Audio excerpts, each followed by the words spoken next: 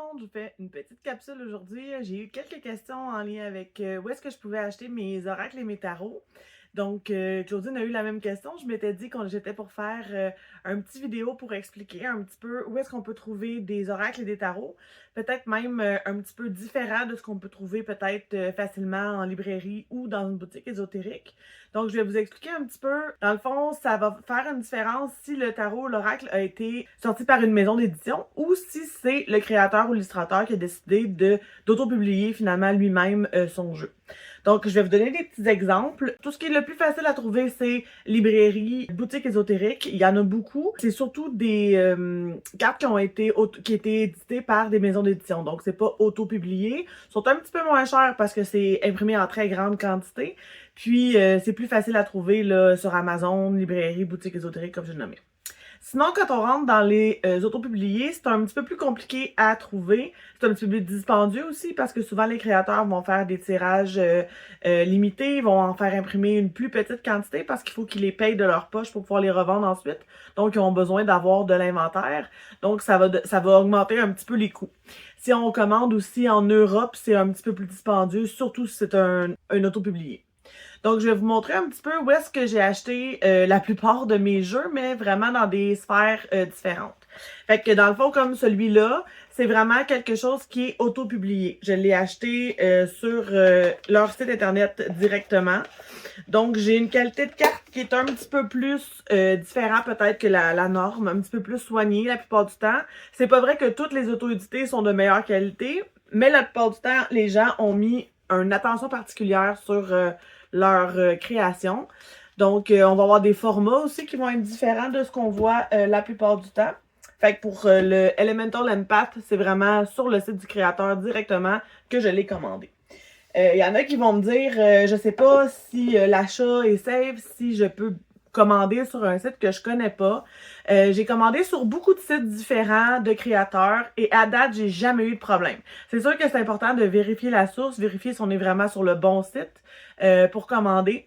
Si le site semble frauduleux, peut-être écrire directement à l'auteur, savoir si l'endroit où est-ce que vous voulez acheter, c'est vraiment le bon endroit pour avoir plus de sécurité. Mais à date, ça a toujours bien été quand j'ai commandé d'un site internet d'un créateur. Ensuite, on a les jeux qui sont publiés par des maisons d'édition, mais qui sont plus difficiles à trouver ici au Québec. Donc ça, c'est des jeux qui viennent d'Europe. J'ai trouvé un site qui s'appelle Lyreca. Je vais tout vous mettre les liens là en dessous. Pas les liens spécifiques des sites internet par auteur, mettons, là, mais les liens qui sont en gros pour trouver des jeux intéressants à moindre coût. L'Ireka, il n'y a pas de frais de shipping, donc c'est super intéressant. Il y a tous les jeux ou presque européens qui sont publiés par des maisons d'édition. C'est sûr qu'il n'y aura pas les auto-publiés là-dedans. Donc, puis la livraison est quand même assez rapide, là, selon si c'est long en stock ou pas. Fait que j'ai vraiment été contente de trouver ça. Parce que à un moment donné, les sites, tout ce qui était européen, il fallait que je passe par Amazon. Je pense que c'est Livres d'ici et d'ailleurs qui vendent les jeux européens. Mais c'est quand même dispendieux. Puis il y a des frais d'importation, là, même si t'as Prime puis que t'as pas de frais de shipping normalement.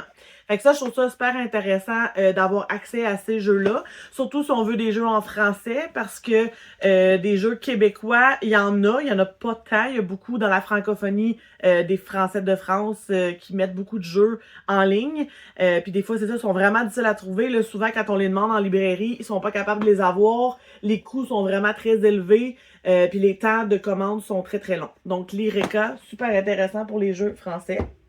Ensuite, j'en ai parlé un petit peu à date. Dans le fond, le site, c'est Kickstarter. Il y a plusieurs sites de ce type-là. Moi, c'est le seul avec lequel j'ai fait affaire présentement, mais il y en a un en français aussi. Si je me souviens du nom, je vous le mettrai, là, mais je me souviens pas par cœur. Dans le fond, ce site-là, c'est des créateurs qui veulent mettre un projet à jour. Fait que ça peut être des cartes, ça peut être un livre, ça peut être des pins, ça peut être un objet, ça peut être des jeux de société, ça peut être vraiment plein de choses.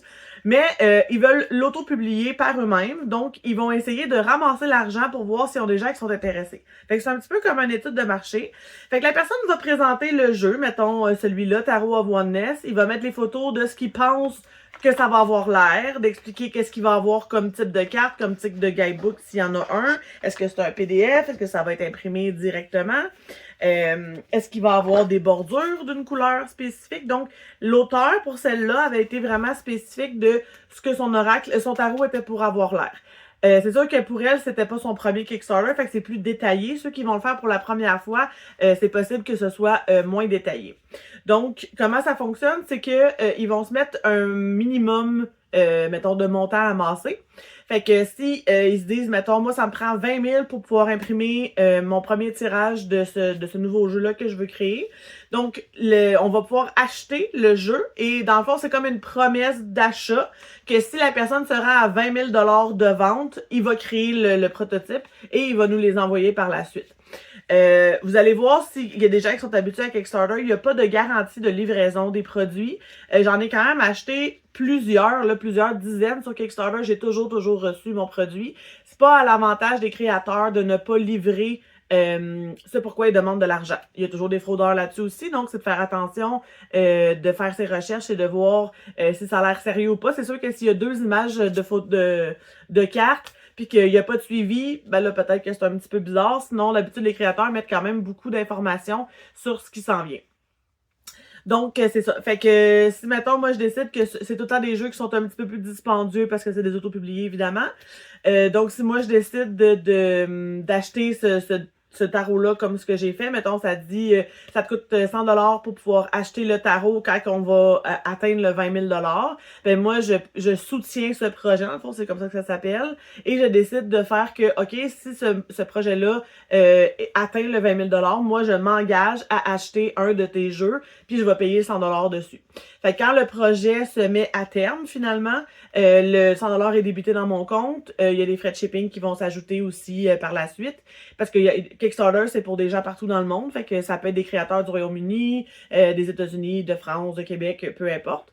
Et après ça, ben ça va faire son cours et le créateur va donner à peu près une date de livraison. Tu devrais recevoir ton tarot dans, je sais pas moi, février 2027. Parce que c'est sûr que là, il faut qu'ils finissent de créer les cartes. Des fois, c'est pas terminé. Il faut qu'il trouve un imprimeur, il faut qu'il fasse tout imprimer, il faut qu'il regarde l'ébauche et après ça, il va les envoyer au client. Donc, il y a quand même une espèce d'étape quand même qui est long. Donc, Kickstarter, c'est sûr que tu les reçois pas la semaine suivante. C'est plusieurs mois d'attente. Des fois même, c'est même 1 an. Mais c'est super intéressant parce que souvent, quand ils sont vendus par la suite, ils sont plus chers. Donc, c'est vraiment intéressant de pouvoir encourager des créateurs. Moi, ces créateurs-là, je pense que j'ai acheté 3 jeux d'elle sur Kickstarter pour l'encourager, pour qu'ils se mettent, pour qu'ils puissent voir le jour. Puis, ça encourage les créateurs. Ça met aussi, c'est ça, on peut avoir accès à des jeux en premier, souvent moins cher que ce qu'ils vont revendre par la suite. Puis, je trouve que c'est une belle plateforme pour découvrir des choses assez uniques. Ensuite, il y a, c'est ça, les créateurs, là j'en ai une de France, là, mais il y en a partout dans le monde, là on s'entend. C'est Célia Mélisville qui crée ses propres jeux. Elle a fait les guidebooks et a fait les images. Donc, c'est une artiste qui est très prolifique, là. J'ai juste ceux-là dans les mains, là, mais j'ai un oracle d'elle aussi. Puis, j'ai plusieurs choses qu'elle a faites en collaboration avec d'autres gens. Ça, c'est vraiment directement sur le site du créateur, mais c'est quelqu'un que je connais et que je suis.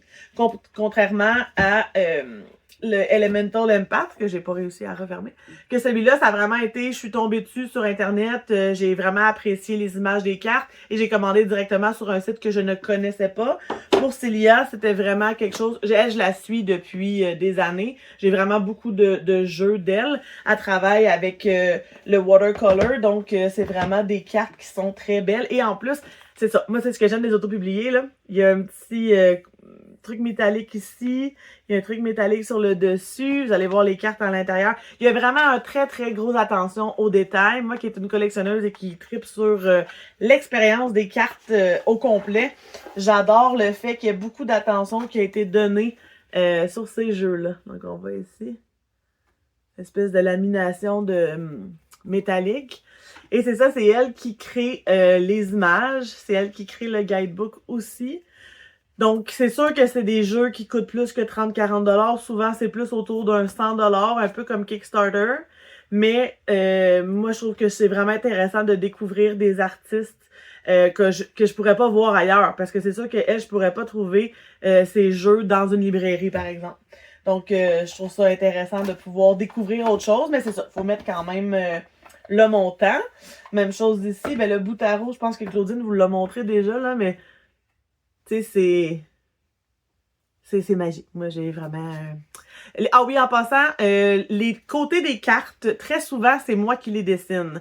Donc, il y en a que c'est vraiment de série, là, dans le fond, que l'auteur l'a fait. Mais tu sais, comme ici, je sais pas si vous voyez bien, là, j'ai plusieurs couleurs. Fait que j'ai pris, mettons, la suite des pentacles, j'ai fait une couleur de mauve. La suite des bâtons, j'ai fait une couleur de mauve. La suite des arcades majeures, j'ai fait une autre couleur de mauve. Fait que, en les mélangeant, ça fait ça. Fait que j'ai beaucoup de fun à faire ça. Je vais vous montrer le prochain. J'ai eu encore plus de fun, mais ça a été encore plus long. Celui-là, j'avais décidé de faire un dégradé de couleurs dedans. Puis je me suis donné. Fait que c'est ça. Ça, j'adore ça faire ça. Tu prends des Crayolas, puis tu dessines les côtés sans problème. Ça bave pas, ça tache pas les cartes. Tu sais, comme tu peux voir, il y a beaucoup de blanc là, sur celui-là. Puis, tu sais, ça paraît pas, là, ça bave pas. Mais si tu prends un Sharpie, ça bave. Donc, petit truc comme ça. Mais ça, là, c'est des heures et des heures de plaisir, là. J'adore ça faire ça. Fait que ceux qui ont déjà des coatings de couleurs, je peux pas le faire. Mais quand ils en ont pas déjà, ben j'en profite, puis je m'amuse. Donc, c'est ça. Ça, c'est mes petits chouchous dans ma collection. Mes auto-publiés, là. C'est vraiment quelque chose que je tiens à eux particulièrement pour tout l'effort qui a été mis dans ces jeux-là. Puis ensuite, ce qu'on a parlé tantôt, les mass market, qui est le plus facile à trouver, c'est vraiment des petits boîtiers de base comme ça. On a Llewellyn qui fait les gros boîtiers comme ça. Eux autres, c'est les plus faciles à trouver. Ils sont faciles à trouver en librairie. On peut les faire commander. C'est sûr qu'en anglais, Amazon, c'est un petit peu plus facile de les trouver de cette façon-là. Mais sinon, librairie, normalement, ils peuvent les commander. C'est toujours important de vérifier si on n'est pas à l'aise avec l'anglais, comme celui-là, je sais qu'il a été traduit en français. Donc, ceux en français vont être plus dispendieux parce que là, c'est l'auteur qui a travaillé avec la maison d'édition. Celui-là, c'est Hay House, qui doit vendre les droits à une maison de publication française, ben francophone en tout cas. C'est souvent des Français. Et la personne doit prendre le texte, doit être traduit, doivent refaire, rééditer les cartes. Souvent, les cartes sont pas de la même qualité. Des fois, c'est mieux, des fois, c'est pire. Ça dépend des maisons d'édition. Mais c'est vraiment un droit qui doit être réutilisé et acheté pour pouvoir revendre en français. Donc, il y a quand même un temps supplémentaire qui a été mis dessus. C'est pour ça que j'ai beaucoup de jeux en anglais parce que, premièrement, c'est eux autres qui vont sortir en premier. Ils vont être traduits souvent par la suite. Mais ils vont être beaucoup plus dispendieux en français. Donc, c'est de savoir les maisons d'édition aussi. Ça aussi, c'est moi qui l'ai dessiné, les côtés. Il y a des maisons d'édition comme Hay House que les cartes sont quand même vraiment bien. La qualité des cartes est vraiment bien. Le Llewellyn que je vais vous montrer aussi est vraiment très bien. C'est une bonne qualité. Mais il y a des maisons d'édition que j'aime vraiment moins et que les cartes sont vraiment de moins bonne qualité. Souvent, ben, ça s'en vient quand même bien. Je dirais qu'il y a 10 ans, les maisons d'édition faisaient moins attention à la qualité des cartes. Maintenant, les gens sont peut-être plus rendus comme moi. Moi, je suis vraiment... faut vraiment que la carte soit au minimum de bonne qualité. Sinon, j'ai vraiment de la misère à accrocher au jeu, finalement. Ça, c'est les boîtes typiques de Llewellyn. Donc, ça s'appelle une boîte cloche. J'ai sémenté de même sur le côté. Donc, on a le guidebook ici. Là, je vais sortir. Et les cartes qui sont là avec le petit ruban pour pouvoir les sortir. Même chose ici, c'est encore moi qui les ai dessinées. Fallait que ça fitte avec le dessus. Donc, les Llewellyn, c'est vraiment des super de bonnes cartes. Ils sont quand même minces, mais ils reviennent. Tu sais, ils restent pas tordus, ils restent droites. J'aime vraiment beaucoup ce jeu. Winchester, je pense qu'il est sorti l'année passée. Non, il y a 2 ans. C'est ça, celui-là, je pense qu'il est traduit aussi en français. Fait que c'est vraiment, s'il y a un jeu en anglais qui vous intéresse, c'est très possible qu'il ait été traduit en français. Donc, c'est à vérifier. Mais mettons que je vous donne, là, ça en est un jeu que je l'adore, c'est pour ça que je le garde. Mais mon Dieu, que les cartes sont pas de bonne qualité, en tout cas. Sont pas une super bonne qualité. Ils tordent, ils sont minces. C'est, mon Dieu, c'est Fairy's Oracle. C'est Brian Froud qui a fait, encore là, c'est moi qui ai dessiné. C'est Brian Froud et sa femme qui a fait les cartes. Puis je sais pas si vous êtes capable de voir, là. Tu sais, les cartes sont tordues, là. Je sais pas si c'est évident pour vous autres, là. Mais ils font ça de même, là. Fait que ça, moi, ça me dérange. Mais tu sais, c'est quasiment du papier, là. Mais il a jamais été réédité en meilleure qualité. Fait que je le garde parce que j'adore. C'est plein de types de fées un peu plus élémentaux. Donc, j'apprécie particulièrement ce deck de cartes-là. Mais c'est ça, j'aime moins la qualité des cartes. Il y en a que je vais passer par-dessus si je tripe vraiment sur les images puis les messages que ça donne. Mais reste que je vais peut-être moins le favoriser. Si je tomberais sur un autre deck qui serait semblable, je l'utiliserais plus parce que les cartes me dérangent. Fait que ça, c'est moi personnellement, c'est pas nécessairement tout le monde qui vont être dérangés par le type de carte, mais moi, c'est quelque chose que j'aime moins quand ça tord, quand ça reste pas droit. Donc, je pense que j'ai fait un petit peu le tour de où on peut trouver les cartes. C'est vraiment de pouvoir explorer qu'est-ce qui est disponible dans les boutiques, mais aussi fait par des créateurs si on a le budget pour, évidemment. Et puis, je pense que c'est quelque chose qui est intéressant si jamais vous vous demandez s'il y a un paquet de cartes qui vous intéresse. Mettons que je vous ai montré celui-là avec les tranches de couleurs, puis vous faites « Ah, mon Dieu, il m'intéresserait peut-être. » Moi, je peux vous les montrer, là, si vous voulez. Je peux faire des petites vidéos sur les cartes que j'ai. Mais si vous n'avez pas vu les cartes à l'intérieur, moi, personnellement, c'est super important pour moi de voir les cartes avant d'acheter. Parce que des fois, je vois une ou deux cartes, je les aime bien, mais quand je vois le restant, ça m'intéresse moins. Finalement, je connecte pas autant que je voudrais avec le jeu. Sur YouTube, vous pouvez trouver vraiment beaucoup de reviews ou de unboxing en lien avec tout ce qui est disponible comme carte oracle et de tarot. Donc, ça peut être intéressant d'aller les voir avant d'acheter parce que ça entraîne quand même un certain coût. C'est sûr que c'est intéressant de pouvoir échanger, de revendre par la suite, mais des fois, de le savoir avant de l'acheter, ça peut être intéressant. Donc, vous pouvez aller voir sur les vidéos, voir si ça vous parle ou pas. Fait que je pense que j'ai fait pas mal le tour. Je vais vous mettre les liens en dessous du vidéo pour les endroits que je vous ai nommés pour les achats. Si vous avez des questions, ben écrivez-moi les en dessous, ça va me faire plaisir d'y répondre. Je vous souhaite une très belle fin de semaine. À la prochaine!